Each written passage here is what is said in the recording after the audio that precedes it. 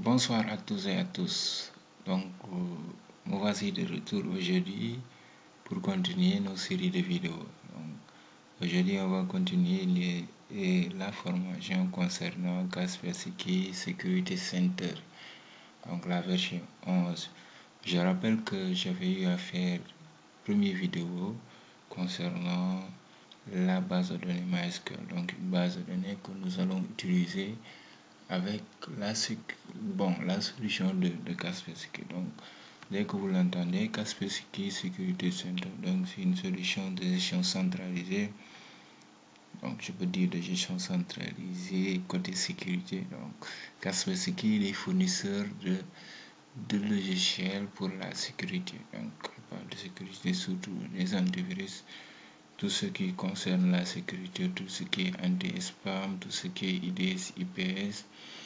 Tout ça, c'est un éditeur qui est connu au niveau mondial. Donc, pourquoi on fait la vidéo aussi? C'est simple, je l'avais dit.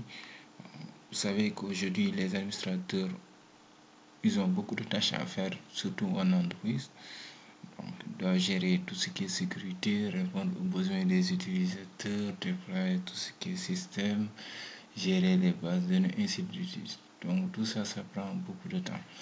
Maintenant, côté la gestion, côté poste de travail, donc ça, c'est une solution efficace. Donc, c'est une solution qui est centralisée. C'est-à-dire que vous l'installez sur le serveur et à partir du serveur, vous déployez vos clients. Dès que vous déployez vos clients, vous avez un aperçu global de l'activité de ce que vous avez déployé au niveau du client. Or que ce que certains connaissent, quand on parle de Kaspersky, ils vont acheter Kaspersky pour poste de travail. Donc, vous l'insérez au niveau du poste de travail. Vous n'avez pas un vue globale. Donc, si vous voulez voir l'état, il faut soit, avec les nouvelles versions, il y a l'option de créer votre compte, consulter l'état, voir que les licences sont utilisées par quoi. Mais d'habitude, ce qui se fait, c'est vous déplacez sur l'autre et vous vérifiez son état. Donc ici, ça sera une gestion qui est centralisée et ça fait gagner du temps. Et c'est aussi flexible. C'est ça qu'on va installer aujourd'hui. Donc nous allons utiliser la version 11. Il faut aller sur le site de Kaspersky, vous le téléchargez là-bas. Et là, vous pouvez passer à l'exécution du logiciel. Donc vous l'exécutez, vous attendez, il va faire l'extraction. Ensuite, nous amener l'interface pour suivre les étapes d'installation. C'est une solution qui est efficace. Donc, vous allez voir, on va faire assez de vidéos pour vous montrer l'importance de cette solution.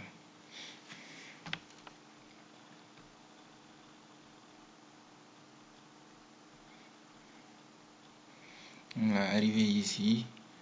Ce que vous allez faire, donc là, c'est un ensemble d'outils qui vont accompagner, qui sont au niveau de la solution, je peux dire. Donc là, vous lancez l'installation. Dès que vous le lancez, donc là, on va faire l'extraction. Qui va durer à peu près 1 minute. Ensuite, on passe à l'installation.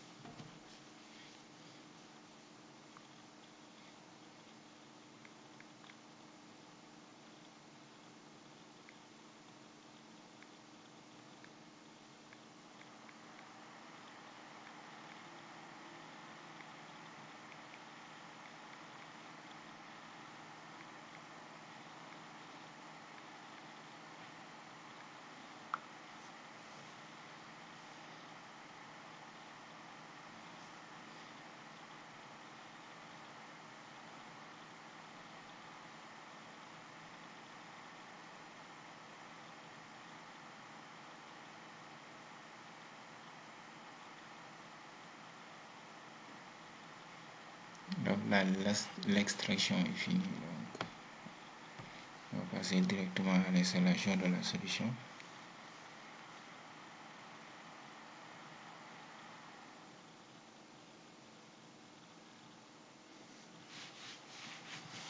Ça, c'est l'étape de la préparation.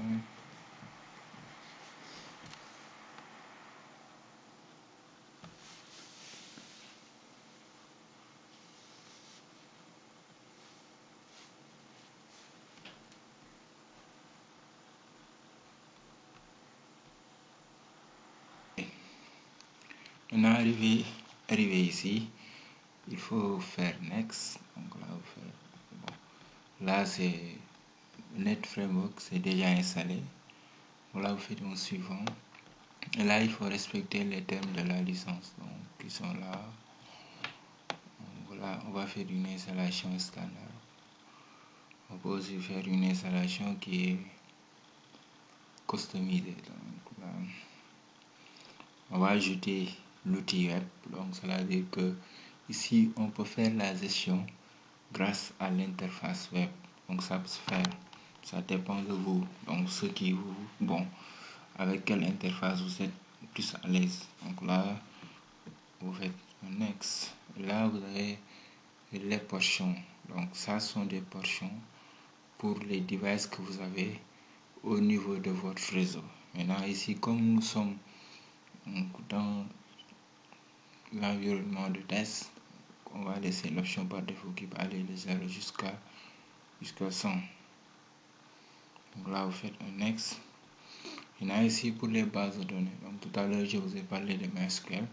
Donc, c'est ça qu'on avait installé lors de la première vidéo. Donc, là, vous sélectionnez la base. Et là aussi, il faut savoir que c'est seulement ces deux bases que la solution supporte. Donc là, vous faites un suivant. Maintenant, ici, il vous demande le nom de l'instance, le port et le nom de la base. Donc là, si on revient ici,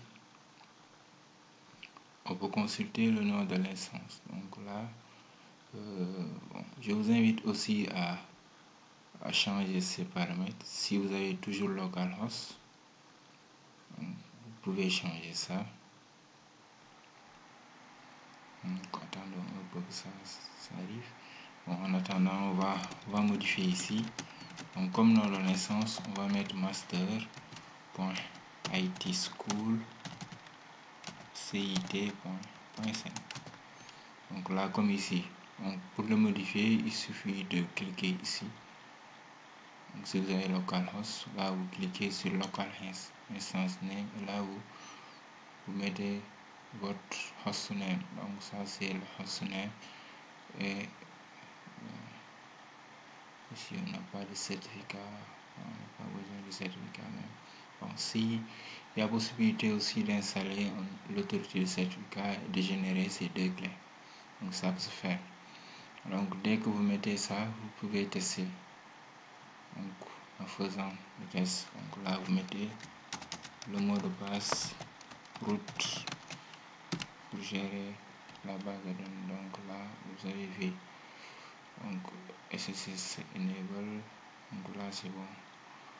Successful MySQL connect, donc là c'est bon. Je vais fermer ça.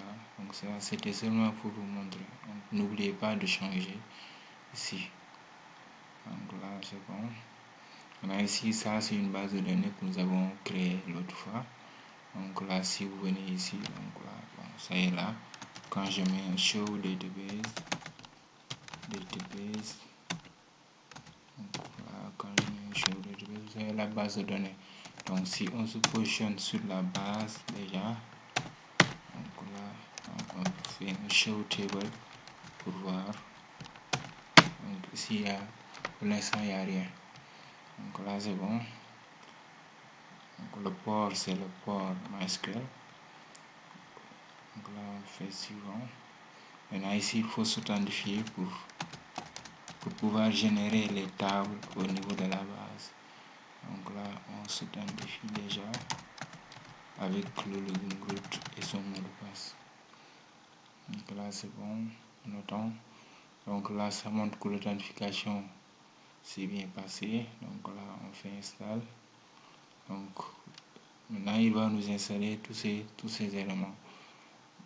Donc, là, vous avez le Kaspersky Security Center 11. Là, c'est pour les autres Windows, donc le Kaspersky Endpoint Security. Donc là, quand on va faire le déploiement au niveau des clients, vous allez voir qu'il y a deux types de licences qui peuvent être utilisées. Il y a le plugin pour l'Exchange, il y a aussi l'option pour les devices, et là c'est pour le console web. Là,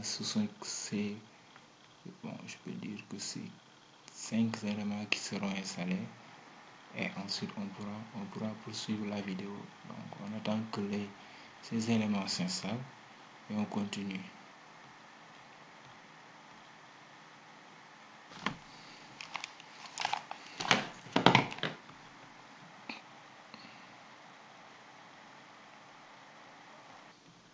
Donc là, comme on le voit, déjà l'installation est finie. Donc nous, ce qu'on va faire, on va lancer les deux fenêtres, vous allez voir. Là, vous cochez ici, il va vous lancer console d'administration et l'outil web aussi. Donc là, vous cliquez sur Finish. Là, il va s'initialiser et nous ouvrir les deux fenêtres. Donc là, on attend un peu que l'initialisation se termine du moins.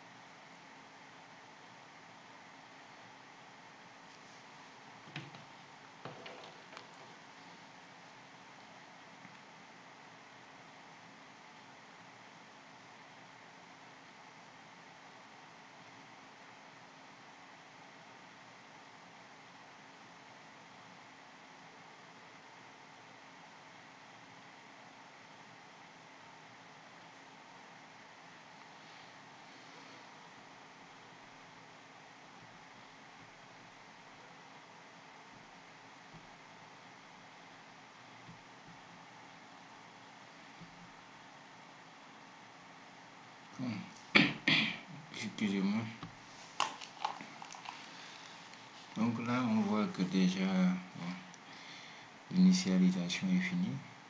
On attend pour voir les fenêtres. Donc là, on peut fermer ça.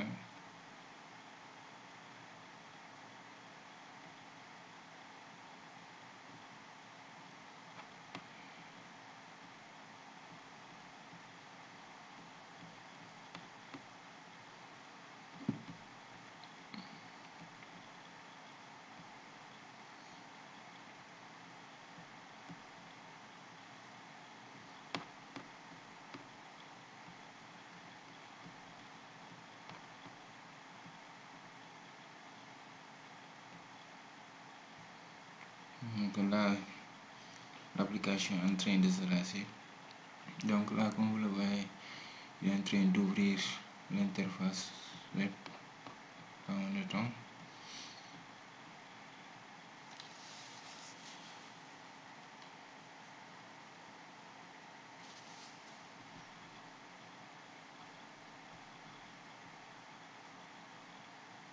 Ok.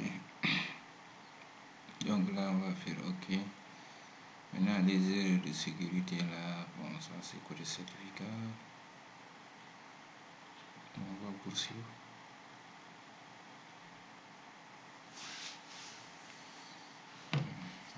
Alerte côté sécurité. Là, vous faites OK.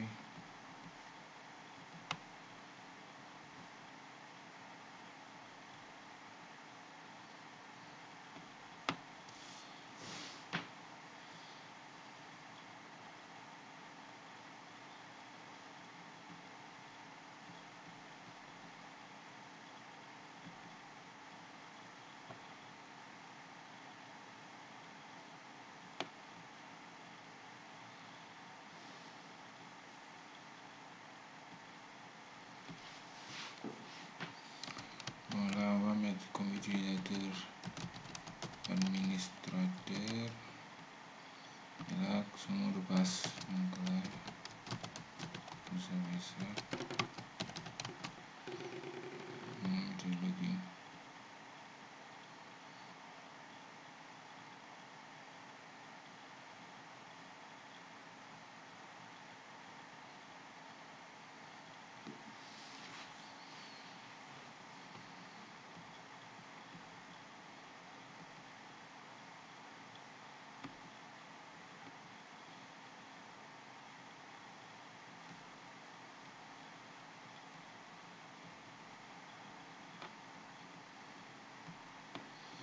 Maintenant, là concernant l'affichage côté web, donc souvent c'est le navigateur. Si vous avez des problèmes d'affichage, donc il faut changer de navigateur. Donc là, c'était seulement pour vous montrer. Maintenant, ici, vous avez l'autre interface. Donc là, il a pris les informations concernant la machine. Comme vous le voyez ici, le DNS. Donc là, il demande si ces informations sont correctes. Si on veut utiliser ces informations. Donc là, on met oui. Donc là, on met oui, on attend que ça s'ouvre.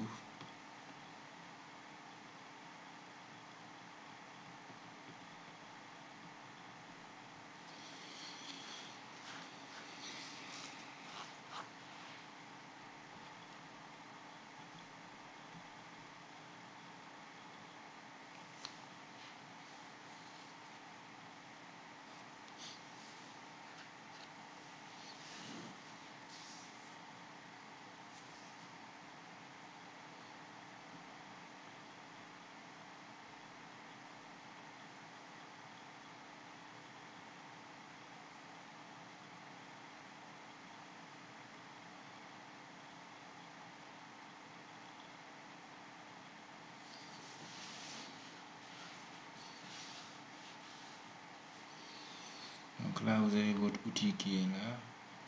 Donc là, on met suivant. Ok, bon, ce sont des. Donc là, Disponible Device Management. Ça, on n'a pas encore. Bon, je ne pense même pas qu'on va l'utiliser. Bon. L'autre option requiert une licence. Donc là, on va faire suivant. Et là, vous avez ces types d'activation. On peut annuler. Hein. On peut annuler pour l'instant. On annule. Là, vous avez votre outil qui est là. Là, vous avez votre dashboard qui est là avec toutes ces informations. Dès que vous dupliquez ici, vous avez une liste de menus qui vient avec l'outil. C'est ça, c'était ça déjà. Donc, côté installation, c'était ça. Donc, je vous conseille déjà de faire une installation et de poursuivre ce qu'on va faire prochainement. Donc, n'oubliez pas de continuer de nous suivre. Donc, toujours activer votre notification et vous allez avoir de nos nouvelles. Donc, je vous dis à la prochaine.